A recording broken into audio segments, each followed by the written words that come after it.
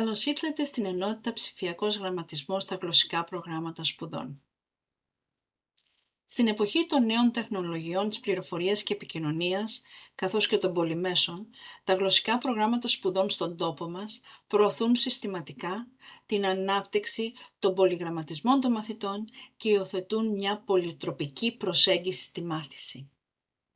Η πολυτροπική προσέγγιση στη μάθηση προϋποθέτει ότι το πρωταρχικό μέσο έκφρασης και παραγωγής νοημάτων είναι ψηφιακό, αφού τα πολυμέσα επιτρέπουν τον απεριόριστο συνδυασμό διαφόρων τρόπων νοηματοδότησης. Έτσι, παράλληλα με την ανάπτυξη των πολυγραμματισμών των μαθητών, τα γλωσσικά προγράμματα σπουδών επιδιώκουν και την ανάπτυξη του ψηφιακού γραμματισμού των μαθητών. Και σε αυτό το ζήτημα θα εστιάσουμε σε αυτή την ενότητα. Στην ενότητα αυτή θα δούμε πώς αντιμετωπίζεται ο ψηφιακός γραμματισμός στα γλωσσικά προγράμματα σπουδών στην Ελλάδα και τι πληροφορίες ή τι εργαλεία δίνουν στους εκπαιδευτικούς για να αναπτύξουν τον ψηφιακό γραμματισμό των μαθητών τους. Θα ξεκινήσουμε από μια πολύ πρόσφατη εξέλιξη στον χώρο της ξενόγλωσσης εκπαίδευσης στον τόπο μας. Θα ξεκινήσουμε με την εισαγωγή της αγγλικής στον νηπιαγωγείο και θα μιλήσουμε για το πρόγραμμα ΕΑΝ. Ανταποκρινόμενοι στο στόχο της πολιτικής της Ευρωπαϊκής Ένωσης για μια πρώιμη έναρξη της εκμάθησης ξένων γλωσσών και ακολουθώντας φυσικά το παράδειγμα πολλών ευρωπαϊκών χωρών, η Ελλάδα εισήγαγε την αγγλική γλώσσα στην προσχολική εκπαίδευση σε εθνικό επίπεδο το σχολικό έτος 2021-2022 μετά από πιλωτική εφαρμογή ενός έτους. Η εισαγωγή της αγγλικής γλώσσας στο νηπιαγωγείο στοχεύει στην ολιστική ανάπτυξη του παιδιού, τη γλωσσική, γνωστική, κοινωνικοπολιτισμική, προσωπική και συναισθηματική ανάπτυξη, καθώς και στην ανάπτυξη θετικών ανοιχτών στάσεων απέναντι στη γλωσσική και πολιτισμική ποικιλομορφία. Η αγγλική γλώσσα θεωρείται ως το μέσο για να φέρουμε τον κόσμο απ' έξω μέσα στην τάξη και για να αναπτύξουμε στους μικρούς μαθητές μας τις δεξιότητες του 21ου αιώνα. Μία φυσικά εκ των οποίων είναι και ο ψηφιακός γραμματισμός. Το πρόγραμμα ΕΑΝ, εισαγωγή της αγγλικής στο νηπιαγωγείο, υιοθετεί μία ήπια προσέγγιση CLIL με έμφαση στην ανάπτυξη προφορικών δεξιοτήτων μέσω πολυαισθητηριακών δραστηριοτήτων. Στο πλαίσιο του ΕΑΝ έχουν αναπτυχθεί εκπαιδευτικά σενάρια τα οποία υιοθετούν τη διαθεματική προσέγγιση και συνάδουν με τις θεματικές κατηγορίες του νέου προγράμματος σπουδών για την προσχολική εκπαίδευση. Τα προτινόμενα εκπαιδευτικά σενάρια ανταποκρίνονται στη φιλοσοφία φυσικά του προγράμματος ΕΑΝ που αναφέραμε, συμφωνούν όμως και με το πλαίσιο και τις αρχές του προγράμματος σπουδών του νηπιαγωγείου. Τα σενάρια λαμβάνουν υπόψη τα ιδιαίτερα αναπτυξιακά χαρακτηριστικά των παιδιών της προσχολικής ηλικίας, ενσωματώνουν τις πιο σύγχρονες εκπαιδευτικές μεθόδους για την εκμάθηση γλωσσών και αξιοποιούν παιδαγωγικές πρακτικές του νηπιαγωγείου, καθώς και σύγχρονα ψηφιακά εργαλεία. Το νέο πρόγραμμα σπουδών για την προσχολική εκπαίδευση αναπτύχθηκε το 2021, την ίδια ακριβώς χρονιά με την πιλωτική εφαρμογή του ΕΑΝ. Στο πρόγραμμα σπουδών του νηπιαγωγείου, λοιπόν, υιοθετείται η προσέγγιση των πολυγραμματισμών, η οποία δίνει έμφαση σε πολυτροπικά κείμενα και στην ενσωμάτωση διαφόρων σημειωτικών συστημάτων για την παραγωγή νοήματος και την αποτελεσματική επικοινωνία στο πλαίσιο καθημερινών καταστάσεων και αυθεντικών εμπειριών. Στο πρόγραμμα σπουδών του νηπιαγωγείου επιδιώκεται η σταδιακή εξοικείωση των παιδιών με τις ΤΟΥΠΟΕ, χρησιμοποιώντας αναπτυξιακά κατάλληλα ψηφιακά εργαλεία για να παίξουν, να εκφραστούν και να μάθουν, αναγνωρίζοντας και εφαρμόζοντας τις ορθές χρήσεις των τεχνολογιών στην καθημερινή ζωή. Σκοπός είναι να καταστούν τα παιδιά ψηφιακά εγγράμματα, ώστε να μπορούν να δράσουν αποτελεσματικά στις νέες και πολύπλοκες ανάγκες της καθημερινής ζωής. Στο πρόγραμμα σπουδών, λοιπόν, του νηπιαγωγείου, μία από τις θεματικές ενότητες του προγράμματος σπουδών, που ακολουθεί φυσικά και το ΕΑΝ, είναι η θεματική ενότητα του ΠΟΕ. Σε αυτή τη θεματική ενότητα δίνεται έμφαση στην ανάπτυξη ικανοτήτων που αφορούν την εξοικείωση των παιδιών με τη χρήση ψηφιακών περιβαλλόντων και την ανάπτυξη δεξιοτήτων διαχείρισης της πληροφορίας για την κάλυψη διαφορετικών επικοινωνιακών αναγκών. Παράλληλα, βοηθά τα παιδιά να αναπτύξουν κριτική στάση και ορθές συνήθειες σε σχέση με την αξιοποίηση των ΤΠΟΕ, προετοιμάζοντας τα κατάλληλα σε σχέση με τις προκλήσεις της ψηφιακής κοινωνίας. Η θεματική ενότητα του ΠΟΕ απαρτίζεται από τις εξής υποενότητες. Η Α2.1 είναι γνωριμία και επικοινωνία με τις ΤΠΟΕ. Σε αυτή την υποενότητα, αυτή η υποενότητα στοχεύει στη γνωριμία των παιδιών με τα βασικά χαρακτηριστικά των τεχνολογιών, στην κατανόηση του υπολογιστή ως ενιαίου συστήματος, στην εξοικείωση των παιδιών με βασικά ψηφιακά εργαλεία επικοινωνίας και συνεργασίας. Η δεύτερη υποενότητα είναι ανακάλυψη, προγραμματισμός και ψηφιακό παιχνίδι. Και τέλος, η τρίτη υποενότητα είναι η επεξεργασία της πληροφορίας και η ψηφιακή δημιουργία. Σε κάθε υποενότητα, το πρόγραμμα σπουδών δίνει προσδοκόμενα μαθησιακά αποτελέσματα, καθώς και ενδεικτικές δραστηριότητες. Και το βλέπετε τώρα στην οθόνη σας, στην τελευταία στήλη. Έτσι λοιπόν, το ΕΑΝ, η εισαγωγή της αγγλικής στο νηπιαγωγείο, ακολουθεί φυσικά τις θεματικές ενότητες του προγράμματος σπουδών του νηπιαγωγείου και προσφέρει σενάρια που αξιοποιούν τα ψηφιακά μέσα, σενάρια που υιοθετούν πολλές από τις ενδεικτικές αυτές δραστηριότητες, αλλά έχουν επίσης αναπτυχθεί και ψηφιακά παιχνίδια και ψηφιακές ιστορίες που μπορείτε να βρείτε στον ιστότοπο του ΕΑΝ. Και εδώ στην οθόνη σας βλέπετε ένα τέτοιο, μάλλον βλέπετε την αρχική σελίδα με τα ψηφιακά παιχνίδια, στα αγγλικά φυσικά, για τους μικρούς μαθητές του νηπιαγωγείου. Τώρα, αυτό γίνεται στο νηπιαγωγείο όσον αφορά το ψηφιακό γραμματισμό και την ανάπτυξη των πολυγραμματισμών των μικρών μαθητών. Περνάμε τώρα στο δημοτικό και στο γυμνάσιο και θα μιλήσουμε για το ενιαίο πρόγραμμα σπουδών για τις ξένες γλώσσες ή αλλιώς ΕΠΣΞΟΥ. Το ΕΠΣΞΟΥ αποτελεί από το σχολικό έτος 2016-2017 το επίσημο πρόγραμμα σπουδών για τη διδασκαλία ξένων γλωσσών στην ελληνική πρωτοβάθμια και δευτεροβάθμια εκπαίδευση. Το ΕΠΣΞΟΥ αφορά όλες τις γλώσσες που προσφέρονται στα δημόσια σχολεία της χώρας και συγκεκριμένα την αγγλική ως πρώτη ξένη γλώσσα, η οποία είναι υποχρεωτική σε όλες τις τάξεις του δημοτικού και του γυμνασίου, καθώς επίσης τη γαλλική και τη γερμανική ως δεύτερες ξένες γλώσσες, οι οποίες προσφέρονται κατ' επιλογή από την 5η δημοτικού έως και την 3η γυμνασίου. Το ΕΠΣΞΟΥ αποτελεί το αναγκαίο πλαίσιο αναφοράς για τη διδακτική των ξένων γλωσσών στο σχολείο. Είναι το πρώτο κοινό πρόγραμμα σπουδών για όλες τις ξένες γλώσσες που περιλαμβάνονται ή μπορεί στο μέλλον να περιληφθούν, αν αλλάξει πολιτική, στο Εθνικό Σχολικό Πρόγραμμα Σπουδών και είναι ενιαίο για τις βαθμίδες του Δημοτικού και του Γυμνασίου. Αντίθετα από τα προηγούμενα αναλυτικά προγράμματα για τις ξένες γλώσσες, το ΕΠΣΞΟΥ αποτελεί επιστημονικό πόνημα με συνεκτική δομή και διακριτούς διαβαθμισμένους στόχους για την διδασκαλία και την εκμάθηση της ξένης γλώσσας, οι οποίοι στόχοι είναι ανεξάρτητοι των εκάστοτε αποφάσεων της πολιτείας σχετικά με το ποιες γλώσσες προσφέρονται στο σχολείο, πόσες διδακτικές ώρες κτλ. Το ΕΠΣΞΟΥ έχει σχεδιαστεί για να αποτελεί εργαλείο στα χέρια του εκπαιδευτικού, προκειμένου ο εκπαιδευτικός να αναπτύσσει το δικό του αναλυτικό πρόγραμμα, το σύλλογος, και να οργανώνει το μάθημά του αξιοποιώντας ή δημιουργώντας εκπαιδευτικό υλικό συμπληρωματικό του σχολικού εγχειριδίου. Το ΕΠΣΞΟΥ έχει υιοθετήσει την εξάβαθμη κλίμακα γλωσσομάθειας του Συμβουλίου της Ευρώπης και δεν ακολουθεί τη λογική της σχολικής τάξης, αλλά του επίπεδου γλωσσομάθειας του μαθητή, ακολουθώντας τη φιλοσοφία των προγραμμάτων σπουδών ξένων γλωσσών στην Ευρώπη, αλλά λαμβάνοντας παράλληλα σοβαρά υπόψη ότι την ελληνική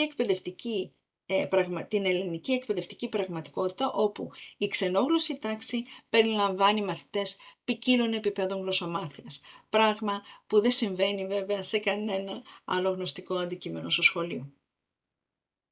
Αξίζει να αναφέρουμε ότι το ΕΨΓΟΥ έχει βραβευτεί από το Συμβούλιο της Ευρώπης ως δείγμα καλής πρακτικής όσον αφορά την εφαρμογή του ΚΕΠΑ.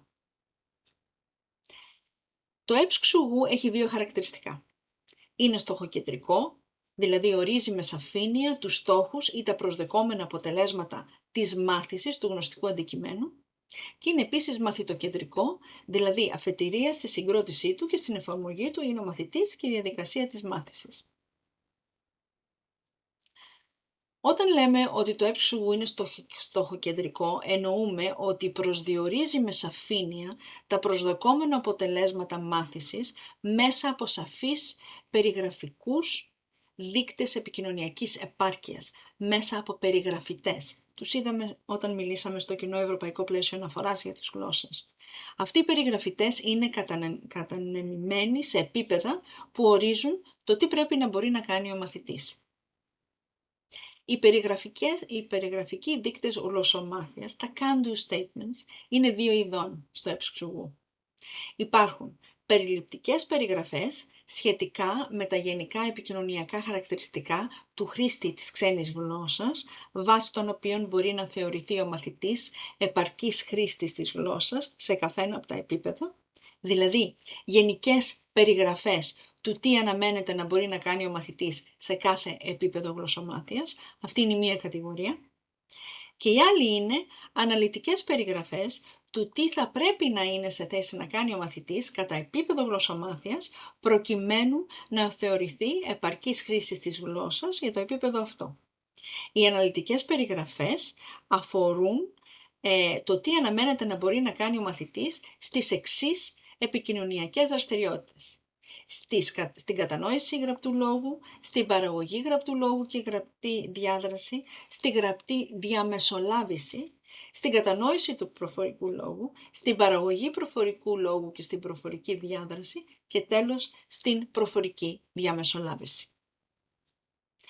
Οι δείκτες επικοινωνιακής επάρκειας που προσδιορίστηκαν στο ΕΨΓΟΥ βασίστηκαν στους περιγραφικούς δείκτες του ΚΕΠΑ, που ενσωματώνονται αλλά προσαρμοσμένοι στις ανάγκες του Έλληνα χρήστη της ξένης γλώσσας, στις προδιαγραφές του ΚΠΓ, του Κρατικού Πιστοποιητικού Γλωσσομάθειας. Έτσι λοιπόν συνδέεται άμεσα το ΕΨΓΟΥ με το ΚΠΓ. Συνδέεται άμεσα η ξενόγλωση εκπαίδευση στο σχολείο με την κρατική πιστοποίηση γλωσσομάθειας. Για να δούμε λοιπόν ένα παράδειγμα. Εδώ βλέπετε ένα παράδειγμα των γενικών περιγραφών για το Α1 επίπεδο. Έτσι. Είναι η πρώτη κατηγορία που μιλήσαμε πριν. Φυσικά όλες οι περιγραφές, όλοι οι περιγραφητές, το ΕΨΓΟΥ είναι στα ελληνικά, αφού είναι η κοινή γλώσσα και αφορά, όπως είπαμε, το ΕΨΓΟΥ αφορά όλες τις ξένες γλώσσες, οπότε η ελληνική είναι η κοινή γλώσσα και γι' αυτό είναι γραμμένο στα ελληνικά.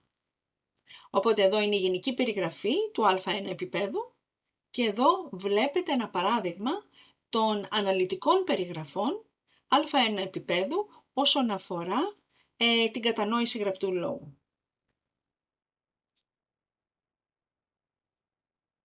Όπως αναφέρθηκε παραπάνω, το ΕΨΓΟΥ είναι επίσης μαθητοκεντρικό, δηλαδή στρέφει την προσοχή των εκπαιδευτικών από τη διδασκαλία και το τι θα διδάξω, στη μάθηση και πώς και τι θα πρέπει να μάθουν οι μαθητές μου. Αυτό σημαίνει ότι η διαδικασία της μάθησης, το πώς μαθαίνει ο μαθητής, είναι εξίσου σημαντική με το τι μαθαίνει ο μαθητής και ότι το περιεχόμενο της μάθησης θα πρέπει να προσαρμόζεται στις ιδιαιτερότητες και ικανότητες των μαθητών. Σε μια τέτοια προσέγγιση φυσικά προτεραιότητα δεν είναι τι ύλη θα καλυφθεί στην τάξη, αλλά τι πληροφορίες και τι εργαλεία μπορούμε να δώσουμε στους μαθητές προκειμένου να διευκολύνουμε τη μάθηση και τη γνωστική τους ανάπτυξη. Ο στόχος μας θα πρέπει να είναι η δημιουργία κατάλληλων συνθηκών ώστε να διευκολύνουμε τη μάθηση, και όχι η διαφύλαξη της γνώσης που αποκαλύπτουμε προοδευτικά στους μαθητές μας.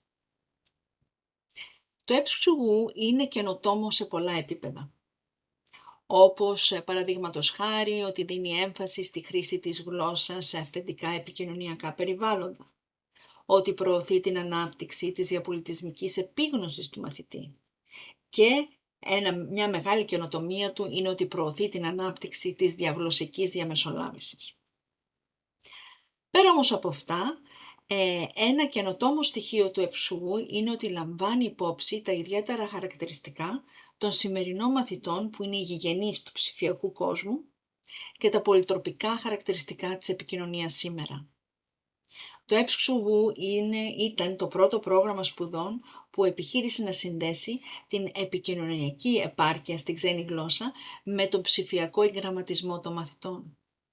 Δηλαδή επιχειρεί να συμπεριλάβει στο σύστημα διαβάθμισης των επιπέδων γνώσης της ξένης γλώσσας περιγραφητές που έχουν σχέση με τη χρήση των ψηφιακών τεχνολογιών στην επικοινωνία.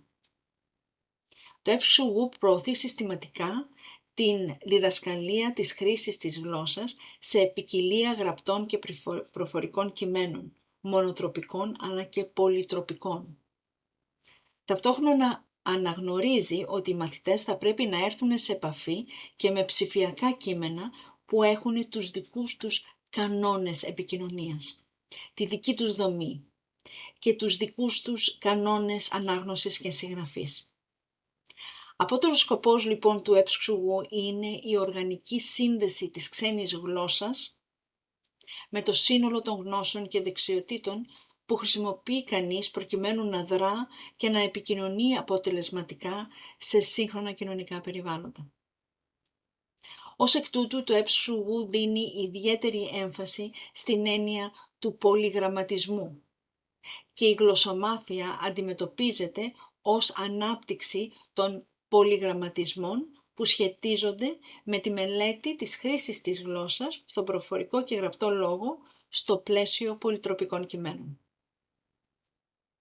Μια πολυτροπική προσέγγιση στη μάθηση προϋποθέτει ότι το πρωταρχικό μέσο έκφρασης και παραγωγής νοημάτων είναι ψηφιακό, αφού τα πολυμέσα επιτρέπουν τον απεριόριστο συνδυασμό διαφορετικών τρόπων νοηματοδότησης.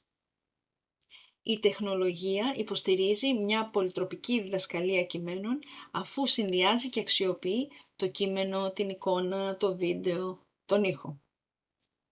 Έτσι λοιπόν στο έψουγου περιγράφονται δεξιότητες χρήσης της ξένης γλώσσας που υποστηρίζονται από την αξιοποίηση τεχνολογικών εργαλείων. Αυτά επεκτείνονται από την απλή θέαση και κατανόηση οθονών, ηλεκτρονικών συσκευών έως τη δημιουργική ενασχόληση με επικοινωνιακά εργαλεία για την πραγματική επικοινωνία στην ξένη γλώσσα. Εδώ βλέπετε μερικά παραδείγματα περιγραφητών από το Α2 και το Β2 επίπεδο, ως παραδείγματα σας τα δείχνω, που σχετίζονται με την ανάπτυξη της πολυτροπικής επικοινωνίας και του ψηφιακού γραμματισμού των μαθητών. Εδώ βλέπετε το Α2, κατανόηση γραπτού λόγου. Και εδώ βλέπετε το Β2, παραγωγή γραπτού λόγου και γραπτή διάδραση και από τους παραγραφητές βλέπετε ακριβώς αυτό, την ανάπτυξη της πολυτροπικής επικοινωνίας και του ψηφιακού γραμματισμού των μαθητών.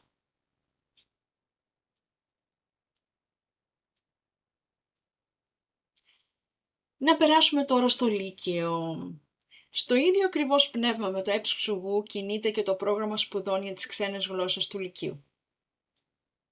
Το πρόγραμμα σπουδών των μαθημάτων των ξένων γλωσσών του Γενικού Λυκείου δημοσιεύτηκε σε ΦΕΚ τον Ιανουάριο του 2023 και αποτελεί συνέχεια, το πρόγραμμα σπουδών του Λυκείου αποτελεί συνέχεια του έψουγου. Πιο συγκεκριμένα, υιοθετεί τους ίδιους στόχους με το έψουγου όσον αφορά την ανάπτυξη της κοινωνικά προσδιορισμένης χρήσης της γλώσσας, της γλωσσικής επίγνωσης, της διαπολιτισμικής συνείδησης και της διαμεσολαβητικής ικανότητας των μαθητών. Έτσι λοιπόν οι βασικές αρχές του έψουγου υιοθετούνται και από το πρόγραμμα σπουδών ξένων γλωσσών του Λυκείου. Επίσης, όπως και το ΕΨΓ προδιαγράφει τους προσδοκόμενους επικοινωνιακούς στόχους και οργανώνεται η γλωσσική ύλη ανά επίπεδο επικοινωνιακής γλωσσικής επάρκειας με βάση την εξάβαθμη κλίμακα του Συμβουλίου της Ευρώπης. Εκεί που διαφέρει όμως το πρόγραμμα σπουδών του Λυκείου από το ΕΨΓ είναι ότι στην περιγραφή των επιμέρους γλωσσικών επικοινωνιακών ενεργειών ή δράσεων συμπεριλαμβάνει και χρησιμοποιεί περιγραφητές του συνοδευτικού τόμου του Κοινού Ευρωπαϊκού Πλαισίου Αναφοράς για τις Γλώσσες, αλλά και του Ευρωπαϊκού Πλαισίου Ψηφιακής Επάρκειας των Πολιτών, που έχουν σχέση με τη διαδικτυακή επικοινωνία και τη χρήση νέων τεχνολογιών. Πιο συγκεκριμένα, το πρόγραμμα σπουδών για τα γλωσσικά μαθήματα του Λυκείου ενσωματώνει περιγραφητές από αυτά τα δύο ευρωπαϊκά πλαίσια αναφοράς για τον ψηφιακό γραμματισμό και την ηλεκτρονική επικοινωνία, ανεδεικνύοντας με αυτόν τον τρόπο πώς τα προγράμματα σπουδών μπορούν να επηρεαστούν από ευρύτερες πολιτικές πρωτοβουλίες. Έτσι λοιπόν, οι περιγραφητές για τη διαδικτυακή επικοινωνία που υπάρχουν στο συνοδευτικό τόμο του ΚΕΠΑ, καθώς και περιγραφητές σχετικά με την ψηφιακή ικανότητα που περιέχονται στο DIGCOM, έχουν συμπεριληφθεί στο πρόγραμμα σπουδών για τις ξένες γλώσσες του Λυκείου. Τώρα, πιο συγκεκριμένα, το πρόγραμμα σπουδών για τις ξένες γλώσσες του Λυκείου εστιάζει στην ενίσχυση των παρακάτω επικοινωνιακών ικανοτήτων, στην κατανόηση γραπτού λόγου, στην κατανόηση προφορικού λόγου, στην παραγωγή γραπτού λόγου, την παραγωγή προφορικού λόγου, τη διάδραση, διαμεσολάβηση, προφορική και γραπτή και τέλος στη διαδικτυακή επικοινωνία, προφορική και γραπτή. Για καθέναν από αυτές τις επικοινωνιακές ικανότητες, το πρόγραμμα σπουδών των ξένων γλωσσών του Λυκείου έχει σειρά περιγραφητών ανά επίπεδο γλωσσομάθειας. Αξίζει να σημειώσουμε επίσης ότι ένα άλλο χαρακτηριστικό των περιγραφητών του προγράμματος σπουδών για τις ξένες γλώσσες του Λυκείου είναι τα συνεπίπεδα. Προσφέρει δηλαδή περιγραφητές και για τα επίπεδα α1 συν, α2 συν, β1 συν, β2 συν και ούτω καθεξής.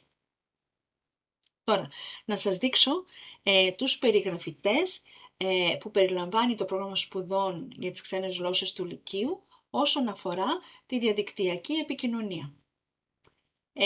Να σας πω ότι οι περιγραφητές ξεκινούν από το α2 επίπεδο.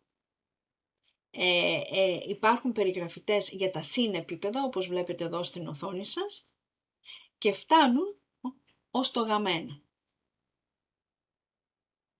Οπότε όσον αφορά τη διαδικτυακή επικοινωνία, βλέπετε εδώ ένα παράδειγμα σε γ1 επίπεδο. Οι περιγραφητές έχουν να κάνουν με την εμπλοκή σε διαδικτυακές συνομιλίες που διεξάγονται σε πραγματικό χρόνο με αρκετές συμμετέχουσες, καταναώντας τις επικοινωνιακές προθέσεις και τα πολιτισμικά υπονοούμενα των συνομιλητών, συνομιλητριών και ούτω καθεξής. Και κατεβαίνουμε επίπεδο, στο α2 επίπεδο, στη διαδικτυακή επικοινωνία. Οι μαθητές αναμένονται να εμπλέκονται σε στοιχειώδη διαδικτυακή επικοινωνία για ειδικές κοινωνικές περιστάσεις, παραδείγματος χάρη αποστελή απλού μηνύματος σε μορφή ψηφιακής κάρτας για κοινωνικές εκδηλώσεις, κοινοποίηση των νέων τους, προγραμματισμός ή επιβεβαίωση συνάντησης κτλ. Να πω επίσης ότι στο πρόγραμμα σπουδών για τις ξένες γλώσσες του Λυκείου προτείνονται διάφορα θεματικά πεδία. Διάφορες θεματικές ενότητες αν θέλετε, όπως προσωπική ζωή, κοινωνική ζωή, εργασία, οικονομία, πολιτιότητα, ανθρώπινα δικαιώματα κτλ. Προσφέρονται ακόμα αναθεματική ενότητα και ανά επίπεδο αναλυτικοί πίνακες που συνδέουν τις επικοινωνιακές γλωσσικές ενέργειες και δράσεις με συγκεκριμένες δραστηριότητες.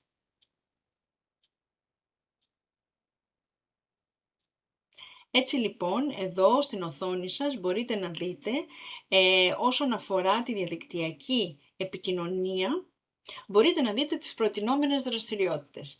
Παραδείγματος χάρη, σε α2 επίπεδο, δραστηριότητες που αφορούν τη διαδικτυακή επικοινωνία μπορεί να είναι οι μαθητές να επιλέγουν μια γιορτή του τόπου τους για να την παρουσιάσουν σε μορφή ψηφιακής αφίσας ή να απαντήσουν σε ηλεκτρονικό μήνυμα που αφορά πρόσκληση για να επισκεφθούν κάποιο μέρος και στο μήνυμά τους να αποδέχονται την πρόσκληση και να ζητούν πληροφορίες. Ή να δημιουργούν ένα ηλεκτρονικό ερωτηματολόγιο με θέμα πόσο υγιεινά τρώμε και να αναλύουν τα αποτελέσματα της έρευνάς τους σε ψηφιακό γράφημα. Εδώ είναι απλά, σας παραθέτω μερικά παραδείγματα ενδεικτικών δραστηριοτήτων για την ανάπτυξη της διαδικτυακής επικοινωνίας των μαθητών σε α2 επίπεδο. Και εδώ βλέπετε δραστηριότητες που αφορούν το β1 επίπεδο. Παραδείγματος χάρη, μια δραστηριότητα στο πλαίσιο εκπαιδευτικής εκδρομής σε σχολείο του εξωτερικού, οι μαθητές δημιουργούν μια ψηφιακή αφίσα για την παρουσίαση της περιοχής τους ή μιας άλλης περιοχής της πατρίδας τους. Ή μελετώντας απλά ενημερωτικά κείμενα που τους έχουν προταθεί από τον εκπαιδευτικό, οι μαθητές επιλέγουν πληροφορίες σχετικά με τα αίτια και τις συνέπειες της κλιματικής αλλαγής και προτινόμενες λύσεις προκειμένου να δημιουργήσουν ένα ενημερωτικό ψηφιακό φυλάδιο. Και εδώ βλέπετε παραδείγματα δραστηριοτήτων για τη διαδικτυακή επικοινωνία σε β2 επίπεδο που υπάρχουν στο πρόγραμμα σπουδών ξένων γλωσσών του Λυκείου. Να σας διαβάσω μία δραστηριότητα. Οι μαθητές σε ομάδες αναζητούν πληροφορίες στο διαδίκτυο με σκοπό να δημιουργήσουν μια ψηφιακή παρουσίαση για ένα ταλαντούχο παιδί και να την παρουσιάσουν στο σύνολο της τάξης. Αναρτούν την παρουσίασή τους στην εκπαιδευτική πλατφόρμα του μαθήματος και αξιολογούν με βάση συγκεκριμένα κριτήρια τις παρουσιάσεις των άλλων ομάδων. Ελπίζω η παρουσίαση αυτή να σας εξοικείωσε με τις αρχές, το περιεχόμενο των γλωσσικών προγραμμάτων, ειδικά όσον αφορά την ανάπτυξη του ψηφιακού γραμματισμού στον νηπιαγωγείο, στο δημοτικό, στο γυμνάσιο και στο λύκειο. Η επόμενη ενότητα, η 11η ενότητα, εστιάζει στον σχεδιασμό εκπαιδευτικών σεναρίων και εκεί θα δούμε τους περιγραφητές. Θα δουλέψουμε με τους περιγραφητές εκείνους που στοχεύουν στην ανάπτυξη του ψηφιακού γραμματισμού των μαθητών και θα εξασκηθούμε στην επόμενη ενότητα στη χρήση των περιγραφητών αυτών για τον προσδιορισμό μαθησιακών αποτελεσμάτων, για την επιλογή και το σχεδιασμό κατάλληλων δραστηριοτήτων και την επιλογή κατάλληλου μαθησιακού υλικού. Ευχαριστώ για την προσοχή σας.